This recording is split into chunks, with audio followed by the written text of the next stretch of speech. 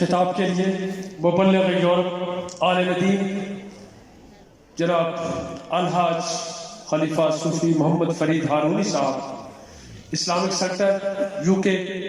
یا آپ سے ملتمس ہوں کہ آپ تشریف لائیں اور ان کے خطاب سے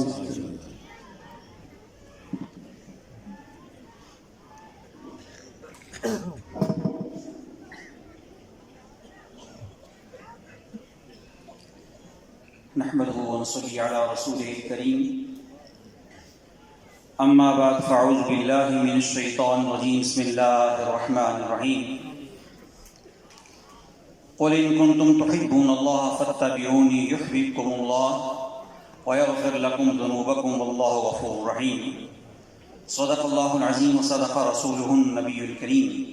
ونحن على ذلك لمن الشاهدين والشاكرين والحمد لله رب العالمين. بافیضان غوث زمان قطب دوران شیر شاہ غازی اعلیٰ حضرت الحاج خواجہ پیر ہارون الرشید صاحب رحمۃ اللہ تعالی علیہ و بنگاہ لطف و شفقت حضور غوث زمان قطب دوران قطب الارشاد سالار نسبت رسولی جناب پیر ڈاکٹر غلام محمد گوہر نذیر صاحب گوہر مرکزی سجادہ نشین دربار عالیہ موڑا شریف. سامعین کرام، قرآن حکیم فرقان مجید کی جو آیت مبارکہ میں نے پڑھی ہے، امام فخر الدین رازی رحمہ اللہ نے اس کے 3 شان نزول بیان فرمائے. فرمایا کہ یہود کو جب یہ دعوت دی گئی کہ نبی پاک صلی اللہ علیہ وسلم کی پیروی کریں تو انہوں نے کہا کہ ہم اللہ کے بیٹے ہیں، اللہ کے پسندیدہ ہیں، ہمیں اب کسی اور کی پیروی کرنے کی کیا ضرورت ہے. اور اسی طرح عیسائی نے یہ کہا کہ ہم حضرت عیسیٰ علیہ السلام کی توقیر اور عزت جو کرتے ہیں وہ اللہ تعالیٰ کی محبت میں کرتے ہیں، ہمیں کسی اور کی پیروی کرنے کی کیا ضرورت پڑی. اور اسی طرح روایت میں ہے کہ ایک دم نبی پاک صلی اللہ علیہ وسلم حرم شریف میں گئے تو وہاں مشرکین مکہ بتوں کی پوجا کر رہے تھے، تو آپ نے ارشاد فرمایا کہ تم لوگ ملت ابراہیمی سے انحراف کر رہے ہو. تو انہوں نے یہ کہا کہ ہم ان کی عبادت اس لیے کرتے ہیں تاکہ یہ ہمیں اللہ کے قریب کر دیں گے، ہم اللہ تعالیٰ کی محبت میں یہ کرتے ہیں. تو ان سب کو یہ بتایا گیا کہ اگر تم اللہ تعالیٰ کی محبت کے دعوے دار ہو تو اس کی دلیل نبی پاک صلی اللہ علیہ وسلم کی پیروی ہے، پیارے آقا صلی اللہ علیہ وسلم کی پیروی ہے. لہذا اگر اللہ سے محبت کا دعویٰ ہے تو اس کے لیے مصطفیٰ علیہ السلام کی پیروی لازم ہوگی، اور اس کے بغیر کسی کو چارہ نہیں ہے. اگر یہودی جن پر قرآن کریم کے اندر لعنت کی گئی، ضربت علیہم الذلہ والمسکنہ، اور اللہ کا غضب ان پر نازل ہوا، کونوا قردۃ خاسئین، ذلیل بدتر بنا دیے گئے،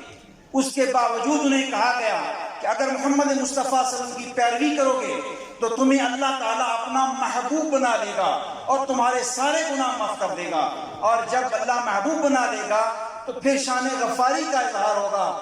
واللہ غفور رحیم، پھر غفاری بھی ہوگی، اللہ رحم بھی فرماتا رہے گا. اور اگر ان کے ساتھ یہ معاملہ ہے، امت مصطفیٰ نبی پاک صلی اللہ علیہ وسلم کا کلمہ پڑھنے والے جن کی شان میں قرآن نے کہا کہ والذین آمنوا اشد حبا للہ، کہ ایمان والے تو سب سے زیادہ اللہ کے ساتھ محبت کرتے ہیں، ان کی دلیل بھی یہی ہوگی کہ مصطفیٰ علیہ السلام کی جتنی زیادہ پیروی کریں گے اتنا اللہ تعالیٰ انہیں اپنا محبوب بنائے گا، اتنا اللہ تعالیٰ کا قرب نصیب ہوگا. اور یہ منزل کس طرح پیروی کا معنی یہ ہے، ائمہ لغت یہ لکھا کہ اتباع کا معنی یہ ہوتا ہے کہ کسی کام کو اس طرح کیا جائے جس طرح وہ کرتا ہے، اور بھائی اس طرح کیا جائے اس لیے کیا جائے کیونکہ وہ کرتا ہے.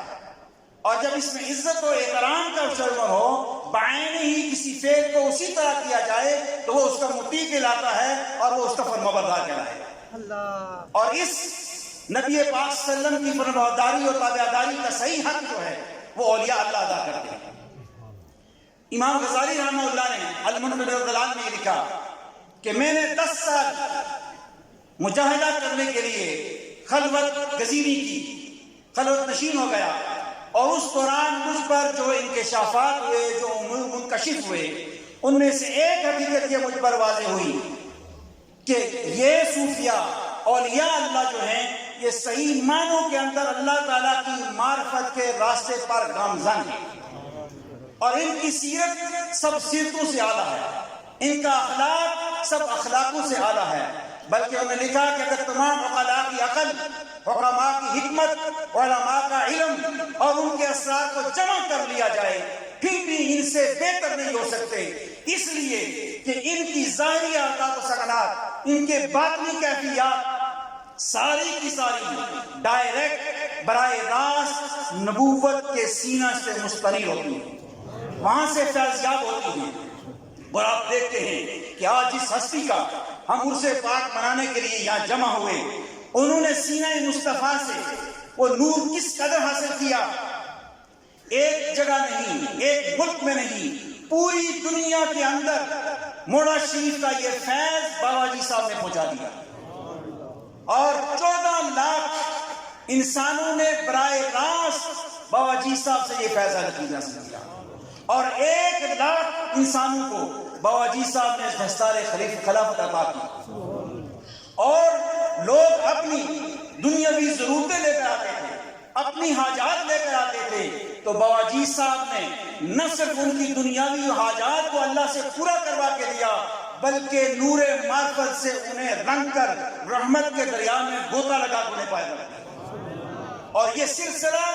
اس وقت سے لے کر آج تک جاری ہے، جاری و ساری ہے۔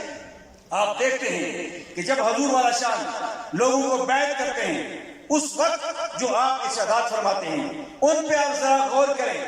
ان کو توجہ سے سنیں، تو وہ پوری زندگی کا ایک دستور عمل دیتے ہیں کہ آپ نے زندگی کس طرح گزارنی ہے، آپ نے نبی پاک صلی اللہ علیہ وسلم کی کس طرح پیروی کرنی ہے۔ لہذا رسول پاک صلی اللہ علیہ وسلم کی پیروی کا صحیح معنوں کے اندر حق ادا کرتے ہیں تو یہ ہستیاں کرتی ہیں، اور رسول پاک صلی اللہ علیہ وسلم کی پیروی کے علاوہ اللہ تعالیٰ تک پہنچنے کا کوئی اور راستہ نہیں۔ نبی پاک صلی اللہ علیہ وسلم نے ارشاد فرمایا کہ لو کان موسیٰ حیا بین اظہرکم ما حل لہ الا ان یتبعنی، کہ اگر تمہارے درمیان موسیٰ علیہ السلام زندہ ہوتے تو ان کے لیے بھی میری پیروی کے علاوہ کوئی امر جائز نہیں ہوگا، ان کے لیے بھی ذات پہ میری اتباع کرتے۔ اس لیے نبی پاک صلی اللہ علیہ وسلم کی غلامی حاصل کرنے کے لیے اپنے مرشد کریم سے وہ تعلق اور وہ نسبت اتنی گہری پیدا کی جائے کہ آپ کے سینے کے اندر جو نور کی شعائیں نور نبوت سے آتی ہیں، اللہ تعالیٰ وہ شعائیں ہمارے سینوں پر منعکس کرے تو رسول پاک صلی اللہ علیہ وسلم کی پیروی نصیب ہو، پھر رسول پاک صلی اللہ علیہ وسلم کی سیمانوں کے اندر نسبت ہوگی۔ اس در کو چھوڑ کر، اس طریقے کو چھوڑ کر اگر کوئی اور راستہ اختیار کریں گے تو وہ کامیابی کا راستہ ہرگز نہیں ہوگا۔ اللہ سبحانہ و تعالی مجھے بھی اور آپ سب کو بھی نبی پاک صلی اللہ علیہ وسلم کی صحیح معنوں کے اندر اتباع اور پیروی کرنے کی توفیق عطا فرمائے، اور اپنے مرشد کریم سے اپنا تعلق اور اپنی نسبت اور اپنا رابطہ مزید گہرا کرنے کی توفیق عطا فرمائے۔ وآخر دعوانا